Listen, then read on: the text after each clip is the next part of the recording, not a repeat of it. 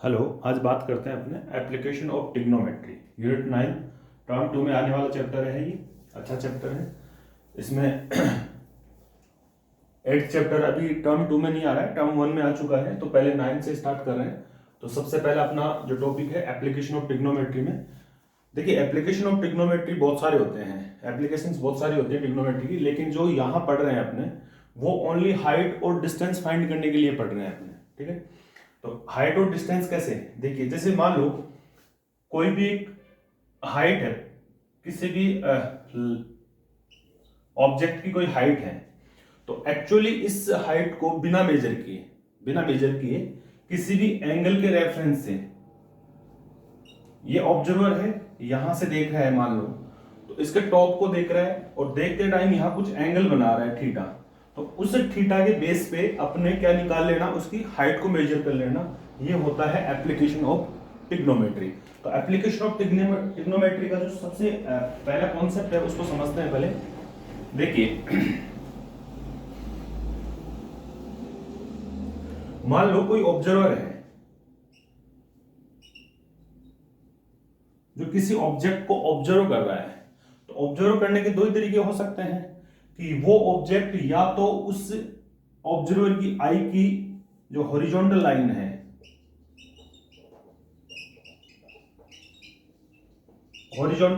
या लेवल है, लेवल बोल दो इसको, हॉरिजॉन्टल लेवल है उससे या तो ऊपर हो या फिर नीचे हो। मान लो फॉर एग्जांपल ऑब्जेक्ट यहां है,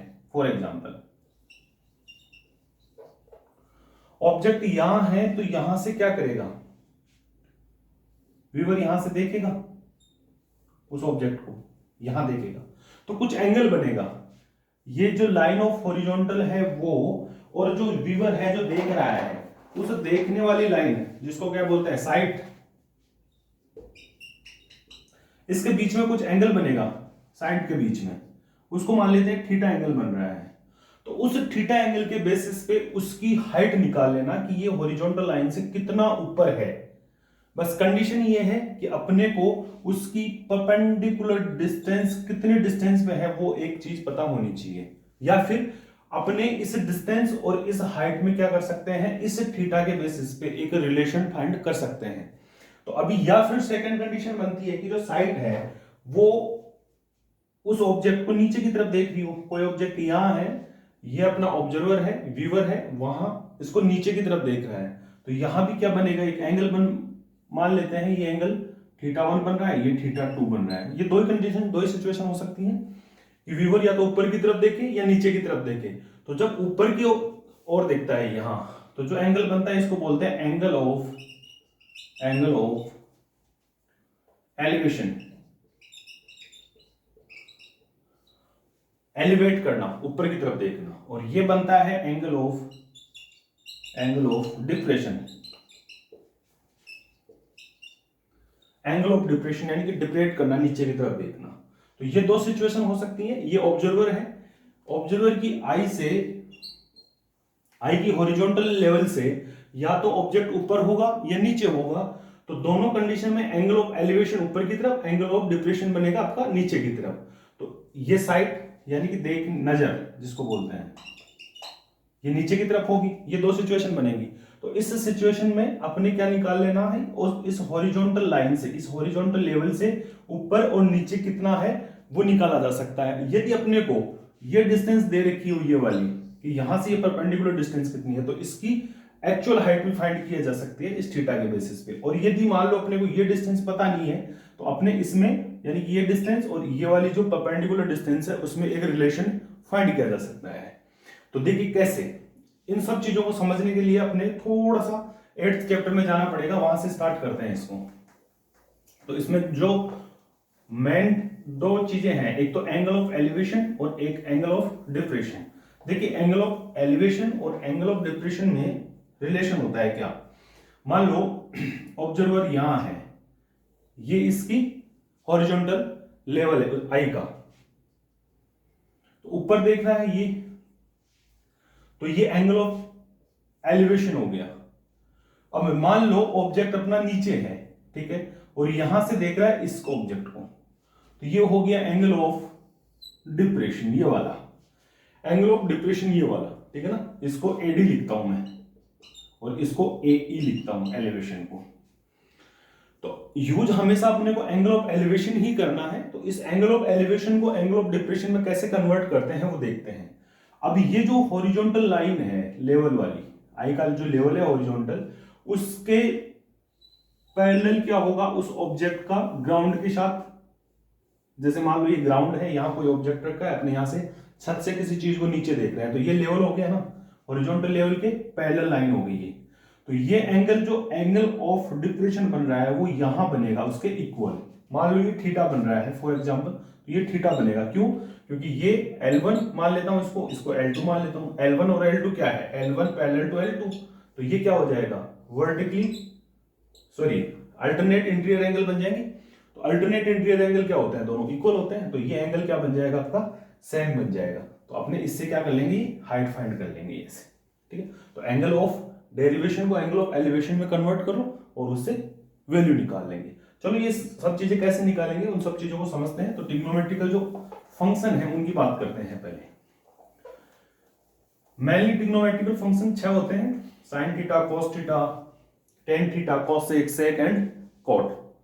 लेकिन अभी अपने 3 की बात करते हैं। 3 क्या होते हैं? उन्हीं के रिवर्स होते हैं, उन्हीं के उल्टे होते हैं, रेसिप्रोकल होते हैं। तो सबसे पहले देखिए साइन थीटा, दूसरा होता है कॉस थीटा और तीसरा होता है अपना टेन थीटा। ये इनके होता है कॉसेक, इसका होता है सेक थीटा और इसका होता है कॉट थीटा, उल्टा। तो साइन थीटा 2 साइडों का रेशियो होता है किसी भी राइट एंगल ट्राइंगल में। This is the right angle triangle, this is the theta, this is 90। ये हाइपोटेनियस होता है, ये परपेंडिकुलर होगा, ये बेस बनेगा आपका। अब ये बेस कैसे बना? जरूरी थोड़ी है कि नीचे है तो बेस बनेगा। नीचे अभी तक अपने जितने भी ट्रायंगल पढ़े थे 7th 8th 9th में, हम समझते थे कि ये ट्रायंगल बना दिया सब, तो नीचे की साइड में है वो बेस होगा। नहीं, ऐसा कुछ नहीं है। यदि ये थीटा यहां है तो ये बेस है, यदि ये थीटा यहां है तो ये परपेंडिकुलर बन जाएगा। दैट मीन्स जिस भी लाइन के अपोजिट वर्टेक्स पे एंगल बन रहा है वही परपेंडिकुलर होता है। यदि आपकी ये लाइन है, इसका अपोजिट वर्टेक्स ये है, तो इस लाइन को क्या बोलेंगे? अपने परपेंडिकुलर बोलेंगे। हमेशा ध्यान रखना है हर बार। और ये यदि थीटा है तो ये परपेंडिकुलर बनेगा। सबसे बड़ी साइड होती है हाइपोटेनियस होती है, तो ये परपेंडिकुलर हो गया, हाइपोटेनियस हो गया, यानी कि 90 के सामने की जो लाइन होती है वो हाइपोटेनियस होती है। तो थर्ड कौन बचेगा? बेस बचेगा। तो बेस को उसके अकॉर्डिंग डिसाइड कर लेंगे। अब सबसे पहली बात, राइट एंगल ट्राइंगल में, ये राइट एंगल ट्राइंगल है, ये थीटा, तो ये परपेंडिकुलर हो गया P, ये हाइपोटेनियस H और ये बेस B हो गया, ये 90 है। तो साइन थीटा कौन कौन सी 2 लाइनों का रेशियो होता है? तो साइन थीटा होता है, देखिए ये PBP अपॉन HHB, ये शॉर्टकट याद रख सकते हैं इससे। ये होता है साइन थीटा, कॉस थीटा और ये टेन थीटा। तो P upon H perpendicular upon hypotenuse ही क्या होता है? साइन थीटा होता है। कॉस थीटा में होता है सेकंड वाला B upon H, base upon hypotenuse, और tan theta P upon B, जो कि इस chapter number 9 application of trigonometry में सबसे ज्यादा यूज आने वाली चीज है P अपॉन B। ये इनके उल्टे होते हैं, तो ये क्या हो जाएगा? कॉसेक थीटा के लिए H अपॉन P हो जाएगा, सेक थीटा के लिए H अपॉन B हो जाएगा, और कॉट थीटा के लिए B अपॉन P हो जाएगा। तो इनको याद रख लो, ये अपने आप याद हो जाएंगे। याद रखने का तरीका है PBP upon HHB, perpendicular, hypotenuse, base, hypotenuse, perpendicular और बेस। ये रेशियो क्या होता है? ट्रिग्नोमेट्रिकल फंक्शनों के रेशियो होते हैं, लाइनों के रेशियो होते हैं।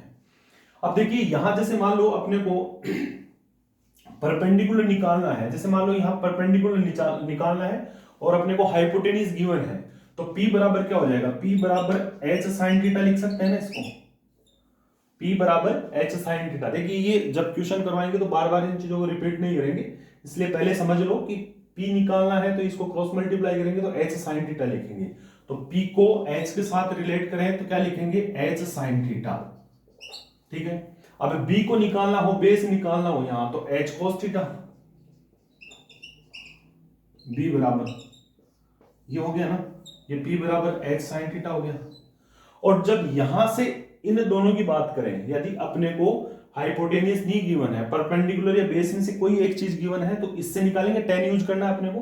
तो यहां जैसे मान लो अपने को परपेंडिकुलर निकालना है, तो परपेंडिकुलर निकालेंगे तो tan के फॉर्मेट में क्या हो जाएगा, b tan theta, b tan theta.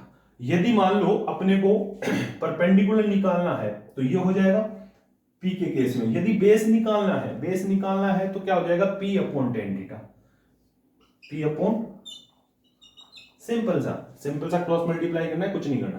तो ये दो चीजें जो ये tan वाला इतना इंपॉर्टेंट नहीं है, इसके लिए ये दो चीजें बहुत इंपॉर्टेंट नहीं है। b h cos theta, h sin theta बराबर p और b बराबर h cos थीटा। ये इंपॉर्टेंट चीज है, ये आपको याद होना चाहिए। इसके बाद में आप हर एक क्वेश्चन को कर सकते हैं, कोई दिक्कत नहीं आएगा आपको। देखिए सबसे इंपॉर्टेंट चीज angle of elevation, angle of depression समझना है। एंगल ऑफ एलिवेशन और डिप्रेशन के बाद में अपने को यह समझना है कि परपेंडिकुलर वाले केस में हाइपोटेन्यूज को कैसे यूज करेंगे, तो h sin थीटा, और बेस के केस में कैसे करेंगे, बेस हाइपोटेन्यूज cos थीटा। अब ये थीटा के जस्ट अपोजिट जो साइड होती है वो क्या होती है अपना, हमेशा याद रखो, हमेशा दिमाग में रखो ये परपेंडिकुलर है। मान लो इन केस अपने को थीटा यहां दे दिया तो परपेंडिकुलर ये बी कौन बन जाएगा, परपेंडिकुलर बन जाएगा, बेस परपेंडिकुलर बन जाएगा, हाइपोटेन्यूज फिक्स रहेगा, ये चेंज नहीं होगा। Because of right angle triangle है तो अपना क्या हो जाएगा, हाइपोटेन्यूज फिक्स रहेगा। 90 के सामने क्या हो जाएगा, हाइपोटेन्यूज। क्यों होता है ऐसा, देखिए ये 9th क्लास में ट्राइंगल में पढ़ेंगे, जो ग्रेटर एंगल के अपोजिट साइड भी क्या होती है, ग्रेटर।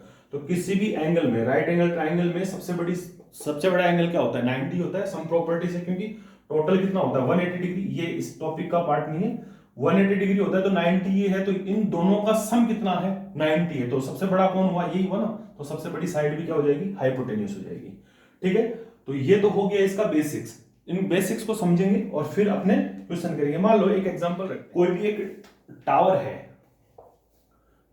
है, वो ग्राउंड पे परपेंडिकुलर है, ठीक है, और उस टावर को ऑब्जर्व करने वाला यहां इस ग्राउंड के हॉरिजॉन्टल है यहां, ठीक है, ऑब्जर्वर यहां है और ये क्या है, इसका बॉटम है टावर का, ठीक है, जो कि कहां है, इस ऑब्जर्वर की हॉरिजॉन्टल लाइन पे है या हॉरिजॉन्टल लेवल पे है। तो ये क्या बनेगा अपना एंगल ऑफ एलिवेशन। एलिवेट कर रहा है, ऊपर की तरफ देखेगा, लेवल से ऊपर की तरफ देख रहा है तो एलिवेशन, नीचे देखेगा तो एंगल ऑफ डिप्रेशन, ठीक है ना। तो ये एंगल ऑफ एलिवेशन बन रहा है। अब एंगल ऑफ एलिवेशन में अपने क्या कर रहे हैं, एक रिलेशन फाइंड कर रहे हैं, एक रिलेशन जनरेट कर रहे हैं। मान लो ये थीटा बना रहा है कोई भी एक एंगल, तो अपने को पूछ ले कि यदि ये डिस्टेंस अपने को बी दे रखी है, यानी ऑब्जर्वर की आई से लेके जिसका बॉटम है टावर का, वो बी डिस्टेंस दे रखी है, तो अपने को परपेंडिकुलर पी बराबर पूछ ले कि इसके साथ क्या रिलेशन होगा पी का। तो परपेंडिकुलर पी बराबर कितना होगा, देखिए यहां से पी कहां से निकल के आ रहा है, ओनली टेन से। देखिए पी बराबर क्या हो जाएगा, बी टेन थीटा हो जाएगा, बी टेन थीटा। तो पी बराबर कितना हो जाएगा, बी टेन थीटा। अब मान लो कई बार ऐसे बोल दे अपने को, तो देखिए टेन की जगह चेंज हो जाएगा अपने आप। मान लो ऐसे बोल दे कि जो ऑब्जर्वर की आई है वहां से लेके टॉप ऑफ टावर ये डिस्टेंस कितनी है, स्लैंट हाइट, स्लैंट लेंथ कितनी है। तो उस कंडीशन में अपने को क्या निकालना है, हाइपोटेन्यूज एच वाई। तो एच वाई दो कंडीशन में निकल सकता है, एक तो यहां एच निकल सकता है, एक यहां एच निकल सकता है। तो इन दोनों को यूज, इनमें से कौन सा यूज करें, तो उसके लिए अपने को चेक करना होगा कि अपने को गिवन क्या है। अपने को गिवन है बी, वो तो अपने फाइंड किया, उसको छोड़ दो एक बार, ओनली अपने को बी गिवन है और अपने को स्लैंट हाइट पूछ ले, तो फिर कैसे निकालेंगे। तो यहां अपने को हाइपोटेन्यूज निकालना है, बी दे रखा है, तो उसके लिए ये यूज करेंगे। तो बी, ठीक है, तो h बराबर कितना हो जाएगा, हाइपोटेन्यूज h निकालेंगे तो h बराबर b cos थीटा, ये हो जाएगा, ठीक है। और मान लो परपेंडिकुलर दे रखा है अपने को और फिर अपने को ये पूछ ले, तो फिर ये वाला लगा लेंगे साइन थीटा वाला। तो देखिए अपने को क्या निकालना है, h निकालना है, h बराबर तो कितना हो जाएगा p upon P upon sine theta. अब इनको सब वैल्यू को क्या करते हैं, प्रूफ करते हैं कि ये जो रखा है आपने सारा सही है क्या। फॉर एग्जाम्पल थीटा अपने मान लेते हैं जैसे 45 है एक एग्जाम्पल के लिए, ठीक है, या 60 मान लो। 45 में क्या कॉस और साइन में वैल्यू सेम बनेगी तो आप कंफ्यूज हो जाओगे, भाई एक ही चीज को रिपीट कर रहे हो आप। तो 60 ले लेता हूं मैं 60 डिग्री के लिए, और बी की वैल्यू है मैं ले लेता हूं 5 मीटर। रेड कलर से है वो मेरा इनका ऑब्जर्वेशन है, उसमें वैल्यू पुट करने के लिए। तो थीटा 60 दे रखा है, तो P बराबर कितना हो जाएगा 5 बी की वैल्यू 10, 60 कितना होता है √3।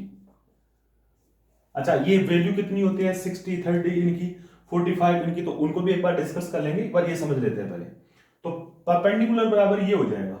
अब अपने को ये वैल्यू जो h निकल रहा है वो साइन और कॉस से अलग अलग निकल रहा है, तो दोनों कंडीशन में सेम निकलेगा क्या उसको चेक कर लेंगे, तो यहां वेरीफाई हो जाएगा अपना।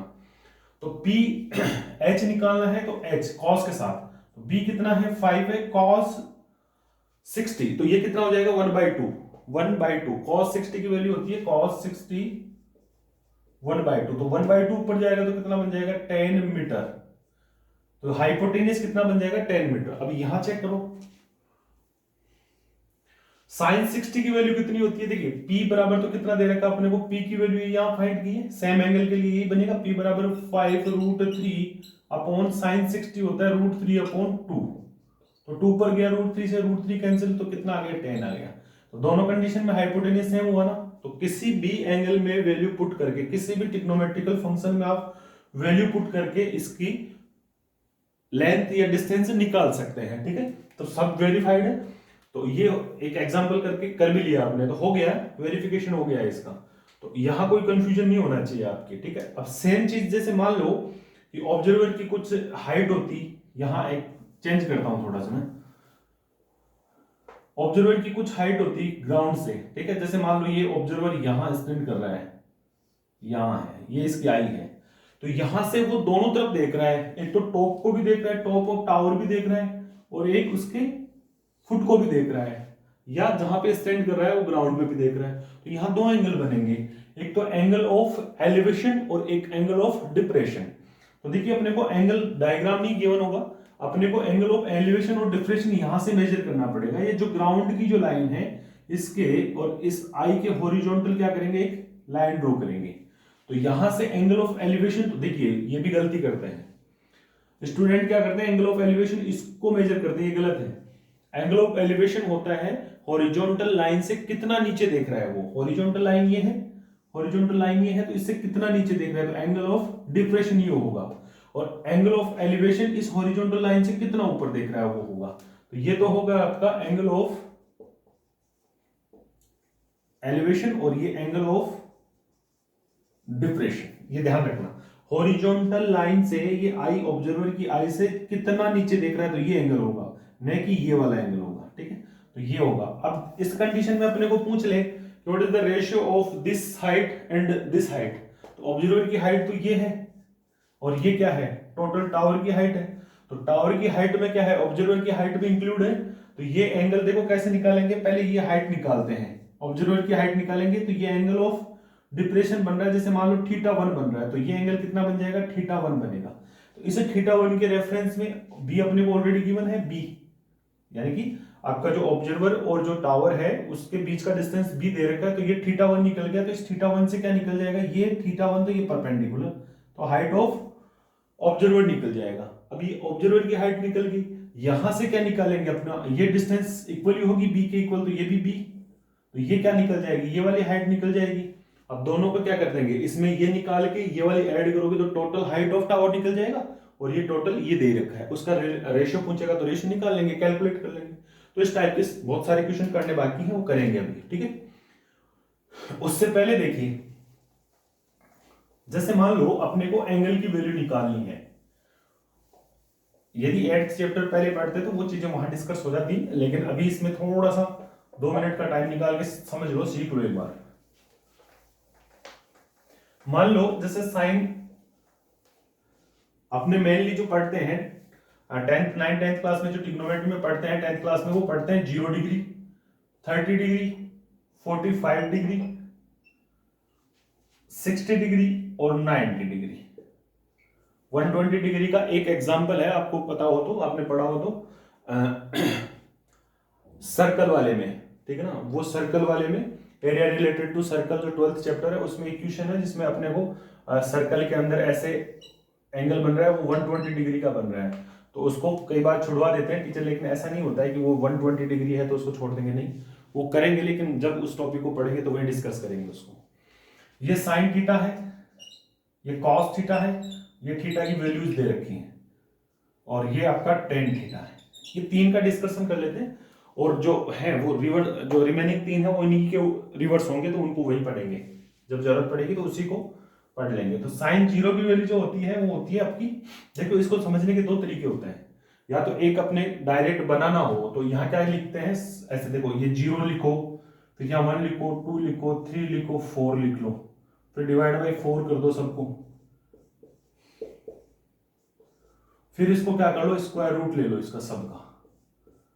ये तो ऐसे रटा हुआ एक मेथड हो गया कि भाई ऐसे एग्जाम में यदि आप कोई मिस कर रहे हो, भूल रहे हो, तो ऐसे बना सकते हो आप। तो ये कितना हो जाएगा जीरो, तो ये कितना हो जाएगा जीरो, साइन जीरो की वैल्यू जीरो, साइन 30 की वैल्यू 1/रूट का कितना हो जाएगा 1/2, 1/4 का, और ये कितना हो जाएगा, कटेगा यहाँ से तो 2, तो 1/√2 हो गया ये, और ये कितना हो जाएगा √3 ऊपर रह जाएगा, और ये √2 का क्या, 4 का क्या हो जाएगा 2, तो √3/2 हो जाएगा, और ये 1 बनेगा, तो 1 का कितना हो जाएगा 1 बनेगा। तो यही होती है साइन की वैल्यू, वेरी इजी।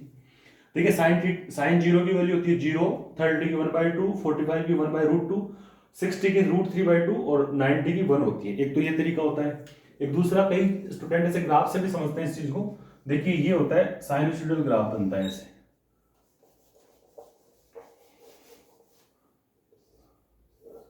पर इसके लिए क्या होना चाहिए, आपको बेसिक नॉलेज होना चाहिए कि इसका जो डोमेन होता है वो कितना होता है। मैक्सिमम वैल्यू जो बनती है साइन की और कॉस की वो बनती है 1, और मिनिमम भी 1 बनती है, इनकी जरूरत नहीं है। ये जो एंगल बनता है वो कितने पे बनती है 90 पे, ठीक है। तो देखिए ये साइन का ग्राफ है, तो साइन की वैल्यू 90 पे क्या होती है, मैक्सिमम होती है, फिर वापस डिक्रीज करती है, तो वो पढ़ना ही नहीं है अभी। तो साइन 0 डिग्री, फिर या 30, 45 डिग्री, 60 डिग्री, ये सब चीजें हैं, तो यहाँ वैल्यू क्या कर रही है, बढ़ती जा रही है।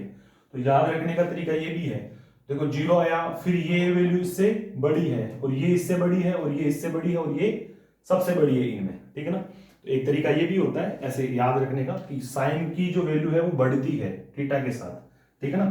कब, जब उसके प्रिंसिपल डोमेन में बात करते हैं, ये सब चीजें छोड़ो, प्रिंसिपल डोमेन के बाद में पढ़ेंगे, 11th क्लास में भी नहीं छोड़ो इसको, आप डायरेक्ट याद रखो इनको। तो 0, 1/2, 1/√2, √3/2 और 1। अब देखिए कोस के केस में क्या होता है, ये उल्टे होते हैं। कैसे, अभी ये ग्राफ मैंने अरेंज कर दिया, ये वाला ऐसे बन रहा है ना ग्राफ, ये वाला यहां से बनता है ऐसे उल्टा। तो जब ये मैक्सिमम हो रहा है ये मिनिमम होता है, और ये मिनिमम होता है तो ये मैक्सिमम होता है। तो ये जो 90 पे जो बनेगा वो कितने पे बनेगा, 0 पे बनेगा। 130 पे बनेगा वो कितने पे बनेगा, 60 पे बनेगा, तो √3/2, और ये सेम बनते हैं यहाँ 45 पे, तो ये कितना हो जाएगा 1/√2, ये 1/2, और ये 0। अच्छा, आपने 8th चैप्टर पढ़ा होगा तो एक रिलेशन भी पढ़ा होगा, क्या कि tan थीटा बराबर क्या होता है, tan थीटा बराबर होता है sin theta upon cos theta. तो इनका क्या कर दो, सबका रेशियो कर दो, वही क्या हो जाएगा, tan की वैल्यू हो जाएगी। यानी कि इस 0 अपॉन क्या रखोगे, 1 रखोगे तो कितना आएगा, 0 आएगा, और इसको 1 में रखोगे तो कितना आ जाएगा, ऊपर चला जाएगा, 2 से 2 कैंसिल हो जाएगा, तो 1/√3, और ये 1 आ जाएगा, और ये क्या आ जाएगा, √3 आ जाएगा, और ये कितना आ जाएगा, इंफिनिटी आ जाएगा, नॉन डिफाइंड। तो ये हो गए इनकी वैल्यूज। अब जैसे मान लो कोसेक की निकालनी है, कोसेक 30 की तो कितनी हो जाएगी, 2 हो जाएगी, इसका उल्टा कोसेक 45 की √2 हो जाएगी, कोसेक 60 की 2/√3 हो जाएगी, और ये क्या हो जाएगी, जैसे इसका रेसिप्रोकल करेंगे तो इनफाइनाइट हो जाएगा, यानी नॉन डिफाइंड टर्म बन जाएगा। जैसे सेक 60 की वैल्यू, सेक 60 की बात करेंगे तो 2 बन जाएगी, या फिर उसको कोसेक का उल्टा भी पढ़ सकते हैं, जैसे ये बना ऐसे उल्टा। तो ये ऐसे वैल्यू निकालने का तरीका होता है। तो अभी अपने आप इनको डायरेक्ट वैसे याद रखनी होती है एग्जाम के लिए। जैसे मान लो cos 60 की पूछी जाए तो आप डायरेक्ट बताओ 1/2, किसी एक को याद कर लो, फिर उसको उल्टा करो। यदि आपको याद नहीं हो रही है तो लिख के याद करो, लेकिन याद होनी चाहिए।